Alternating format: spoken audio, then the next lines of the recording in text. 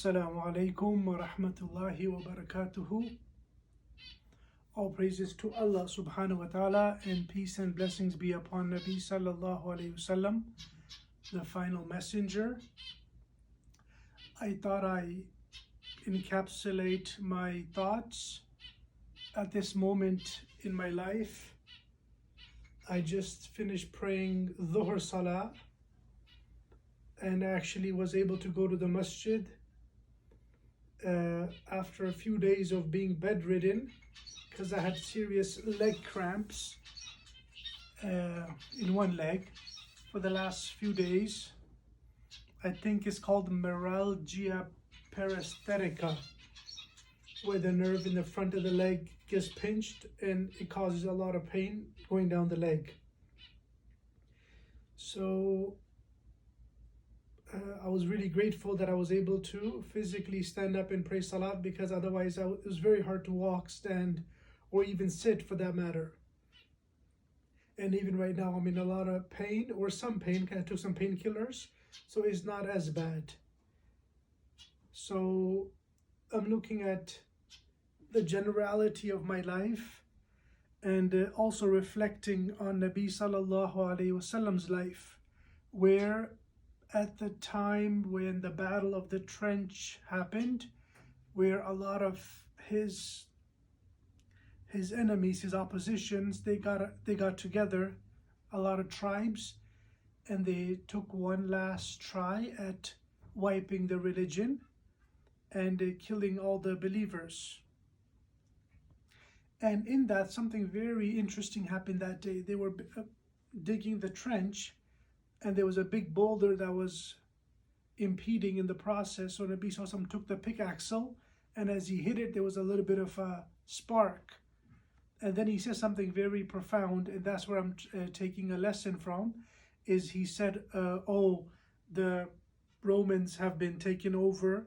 And then he hit the boulder again, and then he said, the Persians are taken over, or something to that nature. So those two names that he mentioned of the superpowers, they were giants, and he was nowhere close in power. He was in the bottom of the trench, basically protecting his community and the religion that he came with. And his enemies were many, and he was on the verge of being wiped out, sallallahu alayhi wasallam.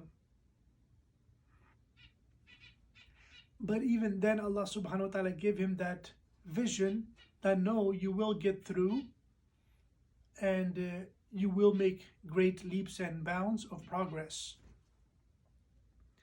So I look at my life, many fronts in my life have gone downhill, and I'm completely grateful to the Lord with that, because I see great wisdom and learning in it. I remember two things that I learned in the past few years. One was, whatever difficulties you go through and you make it through, that is good for your community. And I was like, what does that even mean? And what they said was, because the wisdom that you come out with, that's what you can share with your people.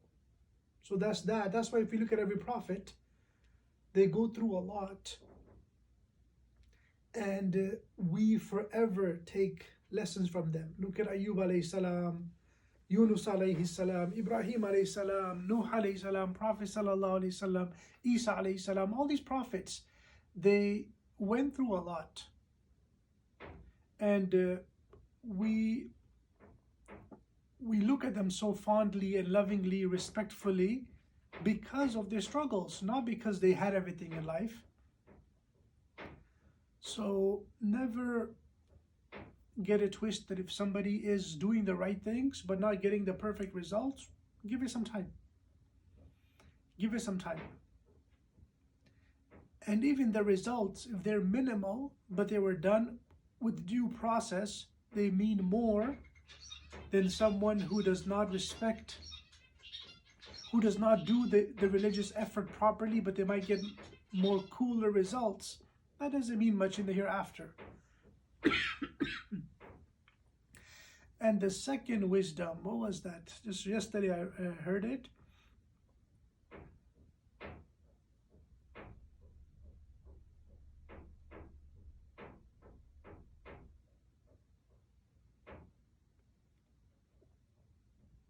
which was your growth is good. It's for the improvement of the world. Your growth is good for the improvement of the world.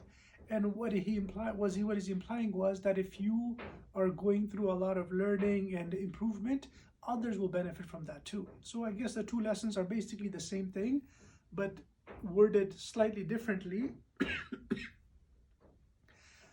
And the first one is for the person himself, that if he's going through a tough time, keep going. There's benefit for you and for others.